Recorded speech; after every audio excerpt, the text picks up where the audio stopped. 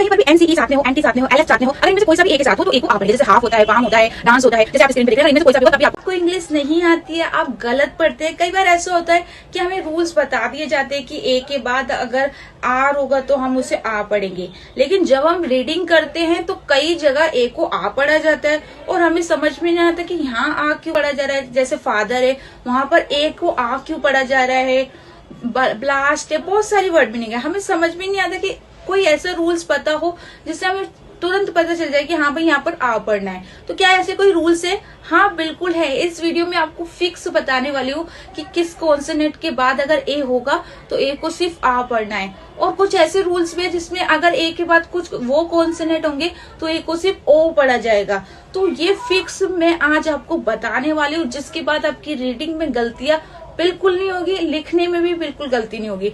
तो अगर आपको नहीं पता है तो पूरी वीडियो देखिएगा ताकि आप इंग्लिश सीख सके और आगे बढ़ सके। चलिए शुरू कर। सिर्फ पहला रूल है कि ए के बाद अगर आर होगा, एल होगा या डब्ल्यू होगा तो ए को आ पढ़ेंगे। तो क्या ये पूरा क्लियर है? अच्छे से समझने के लिए एक एक को अच्छे से देखते हैं। तो चलिए रूल नंबर 1 जान लेते हैं। रूल नंबर 1 है कि ए के बाद अगर कभी भी आर आएगा तो ए को बड़ा आ पढ़ा जाएगा, यानी कि आ र इस तरीके से पढ़ा जाएगा। लेकिन ये हमेशा सिर्फ छोटी वर्ड मीनिंग में ही आपको पढ़ना है। अगर 4 लेटर की वर्ड मीनिंग में अगर ए आर आएगा तो हमेशा ए आर को आर पढ़ना है। लेकिन 4 से ज्यादा है, जैसे 5 है, 6 है और उसके लास्ट में ए आर आए तो आपको ए को छोटा आ पढ़ना है, यानी कि आर की जगह अर पढ़ना है। तो ये आप लिख लीजिए ताकि आपकी गलती जो होती है वो ना हो। तो अगर ए आर 4 लेटर में आएगा तो आर पढ़ेंगे, और 4 से ज्यादा में लास्ट में आएगा तो अर पढ़ेंगे। तो पहला इसको देख लीजिए, जैसे कार हो गया, बार हो गया, सार हो गया,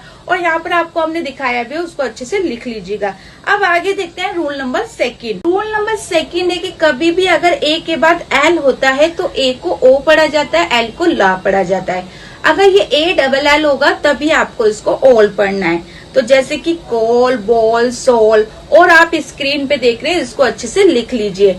ये कहेंगे ये तो हमें पहले से पता थे, ये तो अभी सिर्फ स्टार्टिंग है, आगे आगे आपको वो चीजें बताने वाली हूँ जो आपको पहले कहीं नहीं पता होगी और आप कहेंगे कि वाह ये चीज भी हो सकती है, अब तो हम रीडिंग बहुत अच्छे से कर लेंगे। ये सारी चीजें देखने के लिए पूरी वीडियो को देखते रहिए। रूल नंबर 3 है कि कभी भी अगर ए के बाद डब्ल्यू होगा, क्या होगा? डब्ल्यू, तो हमेशा ए और डब्ल्यू को ओ पढ़ेंगे, यानी कि यहाँ पर आपको ए को ओ नहीं पढ़ना है, डब्ल्यू को अलग नहीं पढ़ना है, आपको दोनों को ओ पढ़ना है।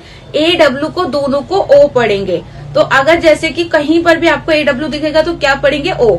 जैसे सो होता है, जो होता है, पो होता है, और आप स्क्रीन पे देख सकते हैं, इसको नोट कर लीजिए। अगर कोई भी डाउट्स हो तो कमेंट जरूर करिएगा, एक एक कमेंट्स का आंसर मैं खुद बताऊंगी। लेकिन पहले 1 घंटे में जितने भी कमेंट आएंगे उनका आंसर मैं सभी को दूंगी, चाहे वो आप कोई भी रूल्स पूछ ले। लेकिन 1 घंटे के बाद होगा तो हो सकता है थोड़ा लेट आंसर दूं, जल्दी ना दूं, लेकिन जो 1 घंटे के अंदर कमेंट करेंगे उनको जरूर आंसर मिलेगा। अब चलिए आगे बढ़ते हैं। जो सबसे इम्पोर्टेंट रूल्स है जो आपको बिल्कुल भी नहीं पता है तो वो जान लेते हैं। अगर कहीं पर भी एनसीई साथ में हो, एंटी साथ में हो, एलएफ साथ में हो, अगर इनमें से कोई सा भी ए के साथ हो तो ए को आ पढ़ेंगे। जैसे हाफ होता है, पाम होता है, डांस होता है, जैसे आप स्क्रीन पे देख रहे हैं, अगर इनमें से कोई सा भी होगा तब भी आपको ए को आ पढ़ना। और ये फिक्स है, आप इसे लिख के सिर्फ याद करिए और कहीं पर भी दिखे तो आप ऐसे पढ़ सकते हैं। आपको ज्यादा सोचने की जरूरत नहीं कि क्या ऐसे ही पढ़ना है, कहीं ए तो नहीं पढ़ना, नहीं। जो मैं आपको बता रही हूँ वो फिक्स होता है, बिल्कुल आपको हर जगह मिल जाएगा वैसे ही पढ़ने को। तो इसको जरूर लिखिए। अगर आप हमारी कोचिंग ज्वाइन करना चाहते हैं तो उसके लिए आप जो स्क्रीन पे दिया गया नंबर है उस पर कॉल या मैसेज करके कोचिंग ज्वाइन कर सकते हैं। बाकी अगर आपको कोई भी हेल्प की जरूरत हो तो कमेंट जरूर करें, हम आपकी पूरी हेल्प करेंगे। और रीडिंग में हम आपको ऐसा बना देंगे कि आपने कभी सोचा नहीं होगा कि इतनी अच्छी रीडिंग आप कर सकते हैं। चलिए रूल नंबर 3 जानते हैं। आप सबसे इम्पोर्टेंट रूल्स कि ए को बड़ा आ कब पढ़ते हैं। मैंने आपको अभी तक सिर्फ ये बताया कि ए के बाद आर होता है तो हम उसे आ पढ़ते हैं, लेकिन अगर ए के बाद एस होगा, के होगा, टी होगा या फिर एफ टी होगा तो हमेशा ए को बड़ा आ पढ़ेंगे, यानी कि एस के होगा, एस टी होगा, एफ टी होगा, डबल एस होगा, और भी हमने यहाँ पर स्क्रीन पर दिखाए हैं, आप इसे नोट कर लीजिए। अगर ए के बाद इनमें से कोई सा भी होगा तो हमेशा ए को बड़ा आ पढ़ेंगे। और कैसे पढ़ेंगे? इस तरीके से।